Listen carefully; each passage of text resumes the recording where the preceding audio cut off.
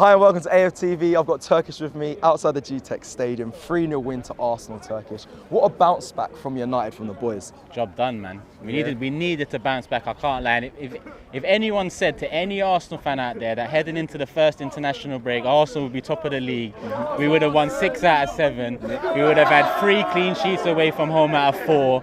I think there's not one Arsenal fan that would have turned that down and said they'd be unhappy with that. I think we should all be happy at this moment in time. There are concerns because obviously the bench today, when it came out, it looked a little light. But if the starting 11 do their job, you don't need to worry about the bench. So at this moment in time, we move. It's North London derby next. It's at the Emirates. It kicks off game week 9. So that's the next step now. But to get back on top of the table after Man City and Tottenham won yesterday, heading into this international break, after that United loss, massive. Were you worried though, Turkish, when you heard about the news, obviously Odegaard being out?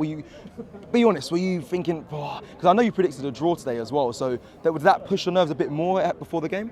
Yeah, it did a bit, but at the end of the day, listen, we bought Vieira, and we bought Zinchenko on top of Tierney. So when Zinchenko's not there, Tierney's in, I'm happy with that. When Odegaard's not there, Vieira steps in. At this moment in time, this is my first real picture of Vieira in the Premier League, and I'm happy. I think he's different to Odegaard, but he definitely adds something as well. And look at the goal we scored in the second half. Like, how often do our players shoot from outside the box? He took one touch out of his feet, next, bang.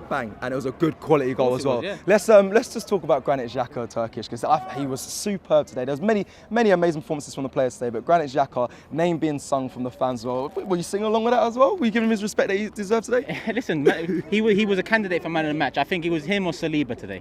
But you asked me about Xhaka, and listen, the thing about Xhaka is this is what I've wanted to see from him for years now. And I always say credit to Arteta, because Arteta found a new position for him where he's not much of a liability as he was before, and he actually adds something now.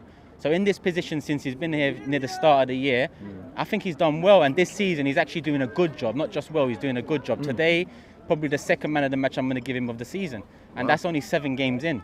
Before that, in 5 years, I didn't give him one man of the match. I remember you saying I can't think of one game that he stood out in. That's what you used to say. Already this season, he's had a couple. And this is the standards talking. You know, people, people like to say he's been good over the years, but this is good, this is solid, this is something that you can get behind now. And it's nice that the fans are giving back to him as well, because he's always talking about the fans and whatnot. So hopefully that we're over that hump now, and let's just move forward. Like, Arteta's trusted him again, and that trust seemed to have worked coming into this season. So let's build on it. Saliba I want to mention as well again, because let's go into that now, because I was going to say everyone's going to get the headlines for the goals. There were some good goals and some players that scored some crackers, but let's talk about the defence, because it's going to go unnoticed. Kept a clean sheet today. Gabriel Jesus and Saliba. Some people will mention as well, Brentford they're not easy opposition as well, so they've got to get the respect they deserve at the back today. Saliba, I can't lie to you, what's he, 20 years of age? Yeah, he's young. The way he's come into this team, not just this team, this league, and he's been solid. He's opening eyes everywhere. That's why I want this contract sorted as soon as possible. I read recently that Saka, Martinelli and Saliba should be signing contract before January. Do you know how massive that is for this process and our future and the next few years? It would be massive for all 3 to sign. But Saliba has been a breath of fresh air at the back. Ben White and Gabriel were solid additions in comparison to what we had before.